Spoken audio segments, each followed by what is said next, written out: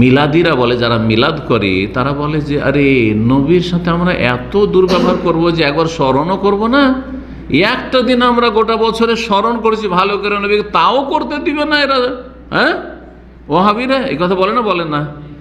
উত্তরটা শোনেন, যে খেয়াল খুশি স্মরণ করবেন। আমরা 24 ঘন্টা রাসূলুল্লাহ স্মরণ করি।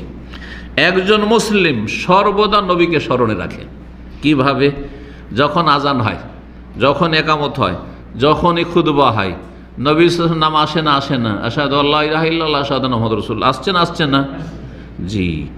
যখন লা ইলাহা ইল্লাল্লাহর সাথে মুহাম্মাদুর রাসূলুল্লাহ পড়ে, হয় কি হয় না? যখন তখন পড়ছেন আপনি। সালাতে আল্লাহুম্মা সাল্লি আলা মুহাম্মদ, আত্তাহিয়াতু লিল্লাহি ওয়াসসালামু আসসালামু আলাইকা আইয়ুহান নাবিয়্যু। এমনকি নামাজ কার তরিকে পড়ছি? সাল্লু কামা রাআইতুন ওয়াসাল্লি, নবীর তরিকায়। সবসময় নামাজের শুরু থেকে শেষ পর্যন্ত নবী সাল্লাল্লাহু আলাইহি ওয়াসাল্লাম স্মরণে, যে নবীর তরিকা ছাড়া আমি কোনো তরিকায় নামাজ পড়বো না, সালাত আদায় করবো না। যখন দরুদ পেশ করছেন, এমনকি যে কোনো নেক আমল করছেন, সুবহানাল্লাহ আলহামদুলিল্লাহ কে শিখিয়েছেন আমাকে? হ্যাঁ, আস্তাগফিরুল্লাহ কে শিখিয়েছেন? রাসূলুল্লাহ সাল্লাল্লাহু আলাইহি ওয়াসাল্লাম। এই হেদায়েত পেয়েছি কার মাধ্যমে? রাসূলুল্লাহ সাল্লাল্লাহু আলাইহি ওয়াসাল্লাম মাধ্যমে। সব সময় স্মরণ করে যে কোনো একটা ভালো কাজ। সালামু আলাইকুম বললাম আপনাকে, কে শিখিয়েছেন? রাসূলুল্লাহ সাল্লাল্লাহু আলাইহি ওয়াসাল্লাম শিখিয়েছেন, ঠিক না?